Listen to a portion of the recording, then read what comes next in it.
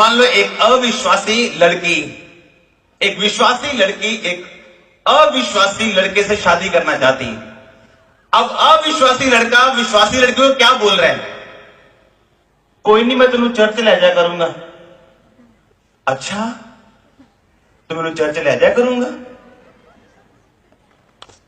पर वचन च की लिखिया कि तू अपने परमेश्वर नू सारे दिल नाल, सारी शक्ति नाल, सारी मन दे नाल, पूरी प्राण दे नाल परमेश्वर नू प्यार कर।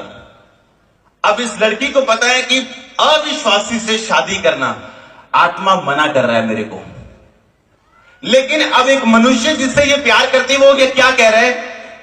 तू चिंता ना कर, मैं तेनू चर्च लेके जाऊंगा। श्रापित है वह मनुष्य जो एक मनुष्य पर भरोसा रखता है,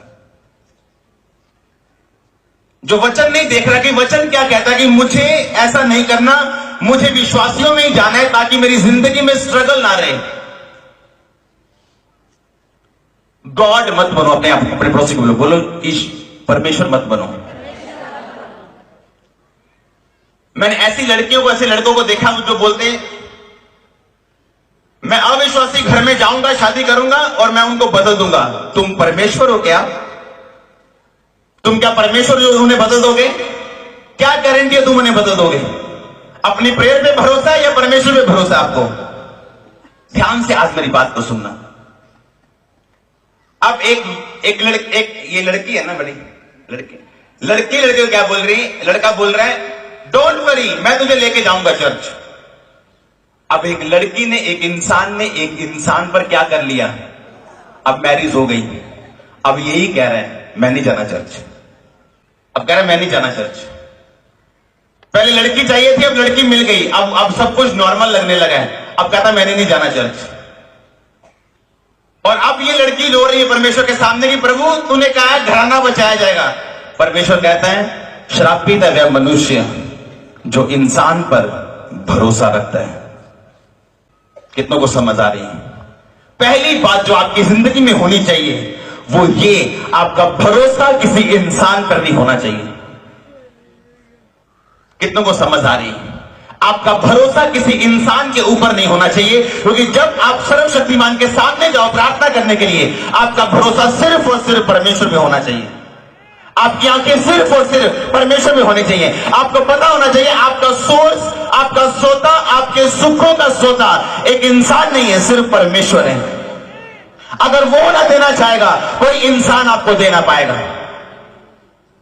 पहली क्वालिफिकेशन, पहली योग्यता जो प्रार्थना वाले व्यक्ति की जिंदगी में चाहिए वो ये कि जब वो परमेश्वर के सामने जाए उसका भरोसा किसी इंसान पे नहीं होना चाहिए। मैं सेवकों की बात नहीं कर रहा हूं, ध्यान रखो। मेरा भरोसा मेरे आत्मिक पिता पे है। बाइबल कहती है उसके परमेश्वर पे विश्वास रखो तो तुम स्थिर रहोगे, उसके नबियों की प्रतीति करो तुम किरदार यानी सफल हो जाओगे।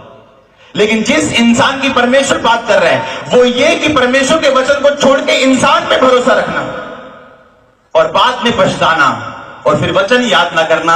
इस परमेश्वर ने पहले ही बोल दिया था श्रापित है वह पुरुष जो मनुष्य पर भरोसा रखता है। कुछ लड़ाइयां आपको परमेश्वर ने नहीं दी है, आपने खुद खरीद ली। एक लड़ाई है जो एक विश्वासी के तौर पे आपको झेलनी है, जैसे दाऊद ने झेली, यूसुफ ने झेली।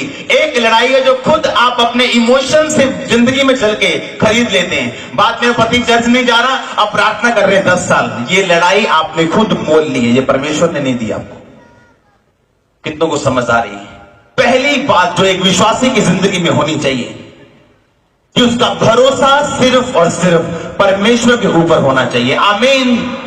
वो किसी इंसान की बात को देख के जज मत करे, किसी इंसान की बात पे ध्यान ना लगाए। उसे ये पता हो कि इंसान जो मेरी जिंदगी में आ रहा है जो परमेश्वर की ओर से, ये तभी परमेश्वर की ओर से मेरे लिए आशीष है अगर परमेश्वर मेरी जिंदगी में है। हालेलुया। जो आशीष परमेश्वर ने आपको दी आप उसका एंजॉय तभी कर सकते हैं अगर आशीष देने वाला परमेश्वर आपकी जिंदगी में है, वो ठहरा हुआ है आपकी लाइफ में। आमीन।